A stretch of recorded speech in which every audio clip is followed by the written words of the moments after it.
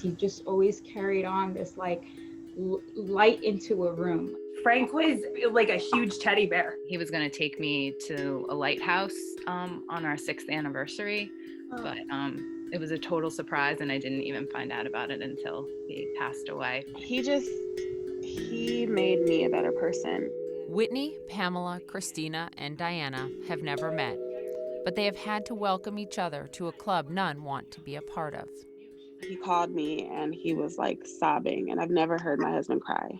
And he just said he's so scared. Their husbands, all young, only in their 30s or 40s, are all now dead. I just remember going, I just got a call 2 days ago. Oh, he was doing better. Like, Right. what? It all happened so fast. These are the women COVID has left behind, the widows left to pick up the pieces after the pandemic shattered their world. They are also all mothers, strong for their children and kept strong by them. He just loved being a dad. That was the biggest joy of his life. Row your boat gently down the stream. I just wonder where you find that strength, Pamela. So because I know that Martin would want me to be happy and live my life, I kind of think about that every day with the kids. They're running in the huge yard that our house has, and that was what he envisioned when we bought this house.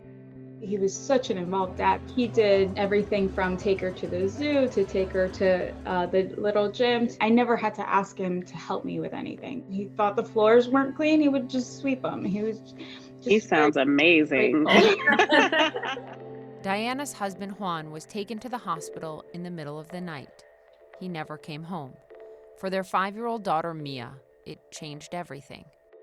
She tells me, I'm afraid something's going to happen to you. I'm afraid you're going to die. And so she just can't go to sleep.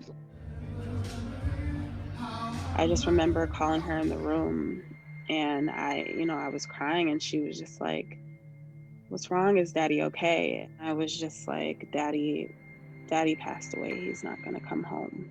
But she's so much like her dad, so logical. Like, well, Daddy's not here, but I don't think he wants us to be sad all the time.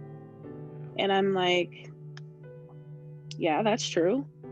How are you teaching me about grief? Christina Scorpo's husband Frank died on Easter Sunday. Their baby boy was just 6 months old. His older brother Francesco, not even 5. When Christina read that Pamela Addison had lost her husband Martin to COVID, she put pen to paper and wrote to a woman she'd never met about a grief she knew all too well. She knows exactly how I feel, and I know exactly how she feels. I felt so alone after Martin died. So I thought I was the only young widow, and you really weren't hearing the stories about the young people dying. When I opened up her card, I think one of the first things she said is like, "You're not alone." And at that moment, the weight of feeling alone was like lifted, because now there was someone else who understood. Because of that letter, Pamela started the Facebook group Young Widows and Widowers of COVID-19. She's my inspiration for why I decided to do it. It became a place for Diana Ordonez and Whitney Parker to go after their husbands Juan and Leslie died quickly from COVID. You, Diana, called Juan the other half of my soul. How do you cope with that now? With Mia, with your little girl? I try to remember. I can almost still hear what he would say to me in certain situations. There's this empty silence where his words would once be, I don't know if it's coping, but I just I let myself feel that. I'm thankful that I have the voice. Yeah. Because ultimately I have a piece of heaven here with me. They're half of him. So I got lucky that they're here with me. And I'm forever grateful for that. That's the biggest part of my life is them. And he was the one who gave them to me. A shared grief, but without a shared embrace, able only to comfort each other through the cold, hard screens of their computers. He was only here for 31 years, but he really did so much in those years.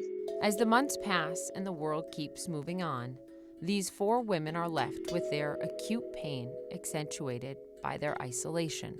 For weeks after he passed, I would wake up suddenly in the middle of the night and I would reach for my phone thinking I missed the call. I missed the call from the hospital.